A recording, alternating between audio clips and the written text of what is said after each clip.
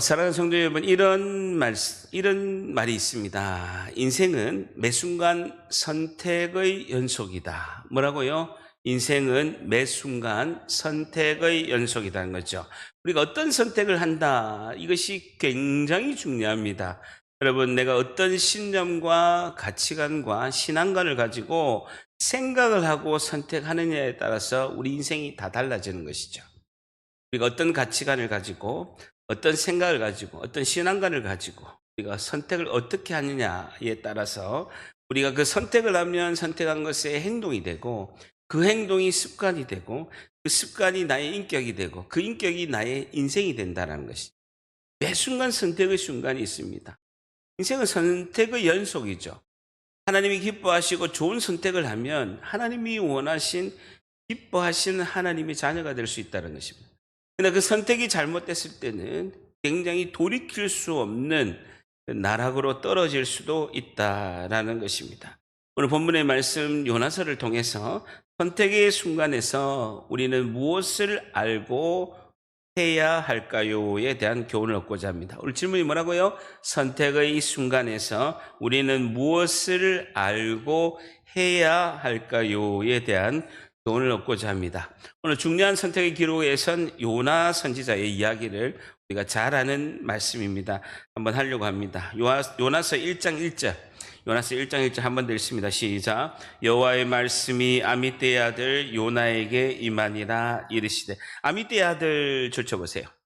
요나서 1장 17절에 보게 되면요. 요나서 1장 17절, 1장의 마지막 절, 17절 한번 말씀 읽어볼까요? 시작. 여호와께서 이미 큰 물고기를 예비하사 요나를 삼키게 하셨으므로 요나가 밤낮 3일을 물고기 뱃속에 있으니라 라는 것입니다. 하나님께서 이미 큰 물고기를 예비하사 흰 백상어 그냥 고래 엄청나게 큰 그런 이제 물고기를 예비하사 요나를 삼켰는데요. 요나가 3일 동안 그 물고기 뱃속에 있었다라고 이렇게 이야기를 들어보니까 어떻게 사람이 물고기 뱃속에 있고 그것도 3일간 살 수 있을까? 그리고 또 니느웨라는 도시의 실체를 모르다 보니까 요나서가 구약 성경의 39권 중에 있지만 신화다, 우화다라고 이렇게 생각하는 사람이 많이 있었습니다. 그런데 요나 선지자의 역사적인 인물, 자신의 조상, 아버지를 소개하면서 그 역사적인 존재를 강조하기 위해서 아미떼의 아들이라고 했습니다. 아미떼 한번 줄쳐보세요. 아미떼는 아멘이라는 뜻입니다. 신실한, 진실한이라는 뜻입니다. 아멘, 아미떼, 아멘, 신실한, 진실한이라는 뜻이죠. 신앙적인 배경이 있는 자의 아들, 그 요나, 신실이라는 이름을 가진 사람의 아들, 진실의 아들이라는 뜻이죠. 요나라는 뜻은요, 비둘기라는 뜻입니다. 비둘기. 요나가 비둘기처럼 하나님의 메신저로 살아줄 것을 기대하는 그 이름의 의미라고 할 수가 있죠. 그 요나에게 하나님의 말씀이 임했습니다. 2절. 중요한 말씀 2절 같이 있습니다. 시작. 너는 일어나 저 큰 성읍 니느웨로 가서 그것을 향하여 외치라. 그 악독이 내 앞에 상달되었음이니라 하시는 그 저 큰 성읍 니느웨로 가서 한번 줄쳐보세요. 니느웨는 창세기부터 있었던 도시고 이 거대 제국 아수르의 수도입니다. 1846년에 고고학자 영국의 헨리 레이어드 박사가 이 니느웨 성을 발견하게 됩니다. 11m 모래로 이 모든 도시를 다 덮고 있었기 때문에 11m 모래를 걷어내 보니까 이 거대한 성이 발견된 거예요. 창세기부터 있었고 마지막 사절에 보면 좌우를 분별하지 못한 아이가 12만 명이다. 어린아이가 12만 명이면 최소 어른까지 60만 명이 살았던 고대 도시 중에서는 어마어마하게 큰 성읍입니다. 발견해 보니까 성벽이 30m가 되는 거예요. 여러분 30m. 30m 하면요. 아파트 12층 높이입니다. 30m고 성벽의 두께가 얼마나 두꺼웠으면 마차 4대가 지나갈 정도로 거대한 도시가 이제 발견된 것이죠. 1846년에 발견하다 보니까 그 성벽 주위에는 이제 해자, 인공호수가 있게 되고 그래서 적들이 침범하지 못한 최강대국 애굽 다음에 이제 아수르를 멸망시킨 바벨론 그리고 바벨론을 멸망한 메데 페르시아, 그다음에 그리스, 로마 6대 제국에서 두 번째 제국인 아수르의 수도 니느웨가 발견된 것이죠. 그래서 역사적인 도시, 역사적인 아미떼의 아들이라고 이제 있게 됩니다. 그러면서 그 악독이, 그 니느웨가 악했습니다. 무지하게 악했어요. 우리 조선에도 보게 되면요, 만주 징기스칸이 최고로 악했어요. 그래가지고 오면 막 쑥대밭을 만드는 거예요. 협박하면서 겁탈과 약탈하면 쑥대밭을 만든 것처럼 아수르가 나중에 이제 요나는 북왕국 이스라엘에서 살던 선지자입니다. 아수르가 이 요나 선지자가 선포하고 나서 40년이 지나서 이 아수르가 요나 선지자가 외치는 바람에 멸망하지 않고 나중에 40년 후에 북왕국 이스라엘을 멸망시킵니다. 얼마나 잔인하게 멸망시켰냐면 침공을 해서 그냥 사람을 죽인 게 아닙니다.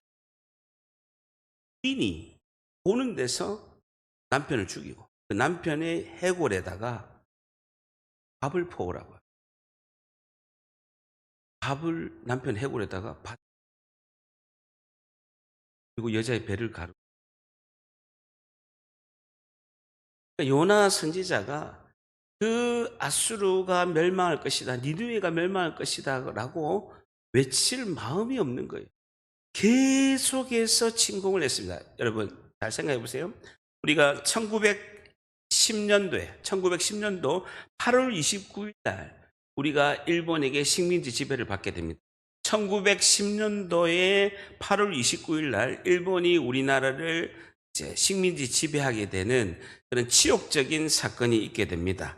여러분, 그런 우리나라가 1910년도에 망하기 전에 40년 전에 우리에게, 만약에 우리가 그때 살고 있었다면 하나님께서 1870년에 너가 일본에 가서 도쿄에 가가지고 일본이 막 그 임진왜란부터 계속 우리나라를 침공했잖아요.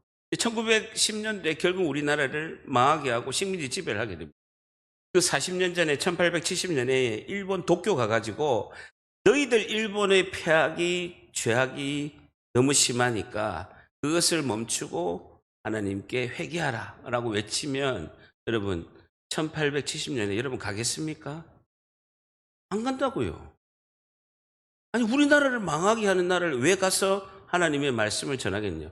그러니까 도쿄로 안 가고 어디 갑니까? 중국의 상하이로 가는 거예요. 요나도 마찬가지예요. 아수르로 니느웨로 오른쪽으로 가야 되는데 스페인 다시스로 왼쪽으로 가버리는 거예요. 죽이라면 죽이라는 거예요. 나는 못하겠다는 거예요. 하나님께. 하나님 이런 나라에게 하나님께서 너희들의 폐악을 돌이키지 않으면 아수르가 당장 멸망할 것이다. 그 복음을 전하라는 거예요. 아니 그러면 가만히 놔두면 아수르가 망하잖아요. 니느웨가 망하잖아요. 그 나라가 망해야 우리나라가 북왕국 이스라엘이 멸망 안 하잖아요. 하나님께서 전하라니까 죽어도 못하겠다는 거예요. 근데 놀랍게도 요나가 전했는데 회개한 거예요. 하나님께서 150년 동안 아수르의 멸망을 유보시킵니다. 150년 동안 아수르의 멸망을 그 회개 한 번의 사건으로 하나님께서 150년 동안 아수르의 멸망, 니느웨의 멸망을 유보시킨다고요. 그 덕분에 북왕국 이스라엘은 40년 후에 쫄딱 망하게 됩니다. BC 723년에 아수르가 쳐들어와서 요나가 있던 이스라엘은 막 이런 상황에서 여러분 하나님께 순종하겠습니까? 하겠냐고요. 누가 봐도 순종 못합니다. 저라도 순종 안 했을 거예요. 여러분도 순종 안 했을 겁니다.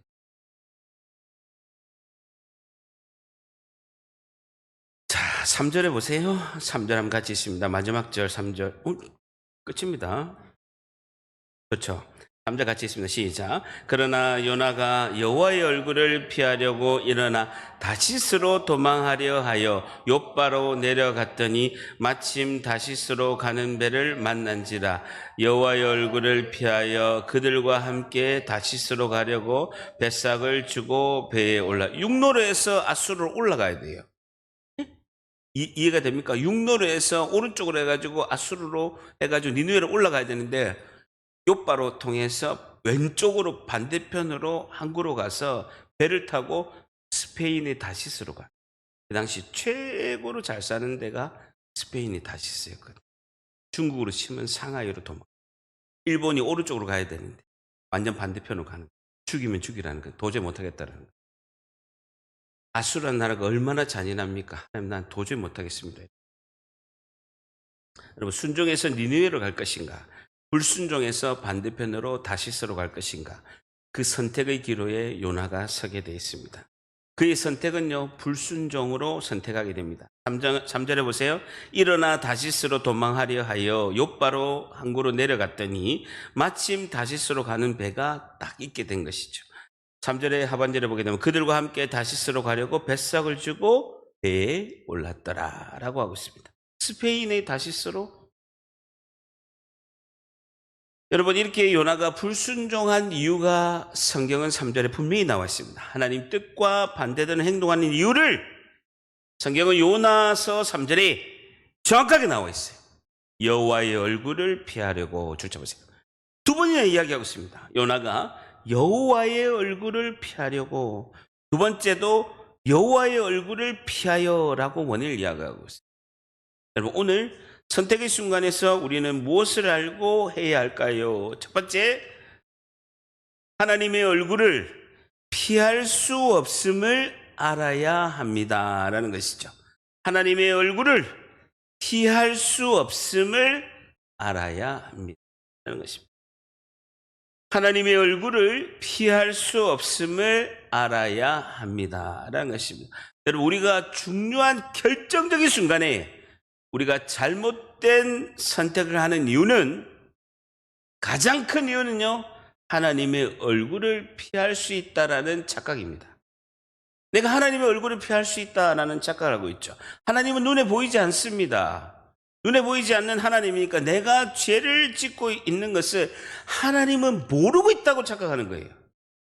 전지전능하신 하나님이 무소부재, 안 계신 곳이 없는 하나님께서 내가 하나님이 안 보이니까 내가 짓는 죄를 하나님은 모른다라고 우리는 착각하기 때문이다라는 것입니다. 창세기 3장에 아담이 불순종했습니다. 하나님과 언약을 깨뜨렸어요. 아담이 선악과를 먹지 말라는 것을 선악과를 먹고 아담이 가장 먼저 한 행동이 뭡니까? 창세기 3장 8절에 그들이 그날 바람이 불매 동산에 거느리는 여호와 하나님의 소리를 듣고 아담과 그의 아내가 여호와의 하나님의 낯을 피하여 동산나무 사이에 숨은지라. 아니 여러분, 나무 뒤에 숨으면 안 보입니까? 나무 뒤에 숨으면 아담이 안 보이냐고요. 하나님께서 3장 9절에 이렇게 이야기하고 있습니다. 하나님이 아담을 부르시며 그에게 이르시되 내가 어디 있느냐, 내가 어디 있느냐라고 이렇게 말씀하십니다. 여러분, 숨으면 안 보입니까? 여호와의 낯을. 시편 139편 1절 2절에는 여호와여 주께서 나를 살펴보셨으므로 나를 아시나이다. 주께서 내가 앉고 일어섬을 아시고 멀리서도 나의 생각을 밝히 아시오며. 내가 뭘 생각하는 것도 하나님 다 아신다라는 거예요. 여러분, 나를 가장 몰라요. 여러분, 제가 여러분보다 더 잘 알아요. 중요한 믿으시네요. 여러분 잘 몰라요. 나는 안전의 욕구, 나를 숨기고자 하는 욕구 때문에 나를 착각하는 경우가, 그 지극히 큰 상처 때문에 넘어지는데 상처 때문에 넘어진 사실을 잘 몰라. 내가 왜 이런 행동을 하는지도 잘 몰라. 그래서 스스로 속이는 경우가 너무나 많다는 거예요. 139편 4절에도 여호와 내 혀의 말을 알지 못하는 것이 하나님은 하나도 없으시나이다 하는 것입니다. 그렇답니다. 하나님은 내가 하는 말을 다 들으시고 내가 하는 행동을 다 보고 계신다. 한 번 더, 하나님은 내가 하는 말을 다 들으시고 내가 하는 행동을 다 보고 계신다. 시편 139편 7절에는 내가 주의 영을 떠나 어디로 가며 주의 앞에서 어디로 피하리까라는 겁니다. 아무도 하나님의 얼굴을 피할 수가 없다라는 것입니다. 2절에 한번 다시 보세요. 너는 일어나 저 큰 성읍 니느웨로 가서 그것을 향하여 외치라. 그 악독이 내 앞에 상달되었음이니라 하시나라는 겁니다. 여러분, 우리는 잘 모르지만 잘 보세요. 하나님께서 너는 일어나 동그라미 쳐보세요. 그리고 그 성읍 니느웨로 가서 동그라미 쳐보세요. 그것을 향하여 외치라라고 이렇게 말씀하고 있습니다. 나는 잘 모르겠는데 일어나 가서 외치라는 거예요. 그렇게 하기 싫다라는 거예요. 왜냐, 내가 눈에 보이는 세상적으로 판단해 보니까 내 생각에는요 도무지 이해가 안 되는 거예요. 아니, 우리나라가 잘못된 건 압니다, 하나님. 근데 아수르는 더하잖아요. 니느웨를 보세요. 니느웨는 더하잖아요. 왜 거기에 가서 너는 일어나 가서 외치라라고 왜 하십니까? 라는 것이. 내가 생각해 보니까 도무지 이해가 되지. 여러분, 우리는 당장 우리도 하나님께서 감동 주시고 마음 주시고 하는데 불순종하는 경우가 너무나 많습니다. 내 가치관의 선글라스, 내 신앙관의 선글라스, 내 생각의 선글라스 껴보니까 도무지 이해가 안 되는 거예요. 그러니까 불순종하는 거예요. 근데 지나 보니까, 저도 예수를 믿어서 24년이 돼 보니까 그 당시 이해 안 되는 게 너무 많았어요.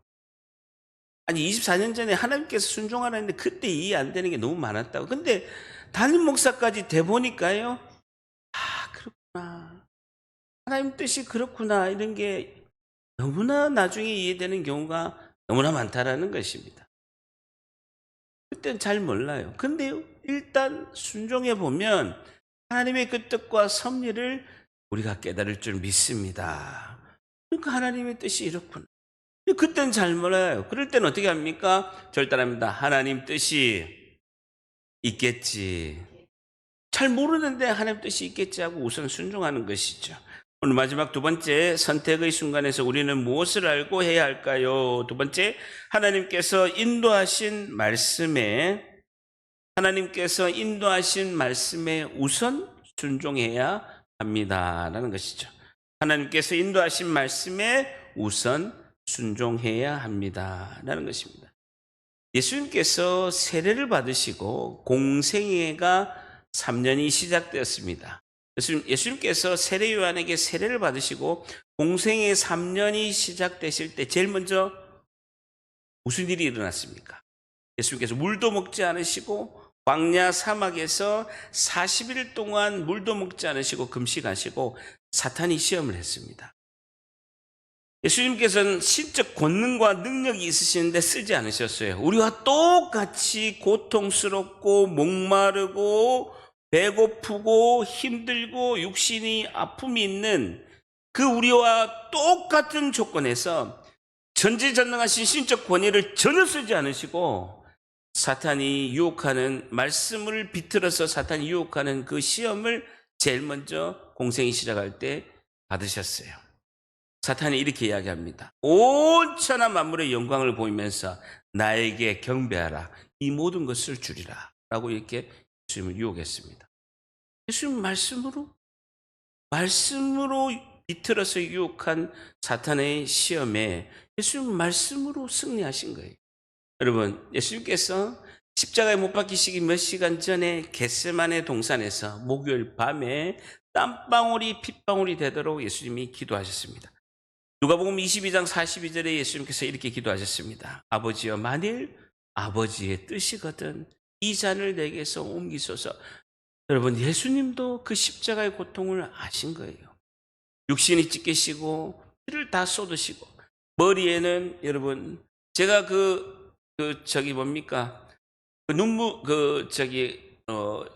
성전이 보이는 그 겟세마네 동산에서 딱 보면 예수님이 그 눈물의 교회가 있거든요. 성전이 딱 보이는 앞에서 겟세마네 동산에 가니까 가시나무가 있어요. 여러분, 가시나무가 500년이 넘은 가시나무가 가시 하나가 이거보다 더 커요. 가시 하나가 이거보다 더 크다고요. 실제로 가시 하나가 더 커요. 송곳보다 더 크다. 이것을 관을 만들어서 머리를 다 찔러 발목에 대못을 받고 손목에 대못을 받고 옆구리에 창을 찔리시고 피를 다 쏟으시고 십자가에 죽으시고 그 상황에서도 강도 한 명에게 복음을 전하고 오늘 너와 내가 아브라함의 낙원에 있으리라. 한 명이라도 마지막까지 주님이 복음을 전하시고 하시려고 하는 그 사람. 주님은 이 모든 것을 아시면서도 주님은 그 하나님의 영광의 구원의 역사를 위해서 복종하시기까지 말씀에 순종하신 거예요. 하나님의 자녀이고 예수님의 제자인 우리는 예수님이 순종하신 말씀에 생각으로는 이해되지 않더라도 순종해야 되는 거예요. 그러면 우리가 영광의 하나님의 은혜를 볼 줄 믿습니다. 오늘 요나서 말씀을 통해서 하나님이 순종하라. 우리가 생각과 식과 상식이 이해되지 않더라도 순종하여서 하나님께 영광 드리는 우리 모두가 되시기를 예수님의 이름으로 간절히 축복합니다. 하나님 감사합니다.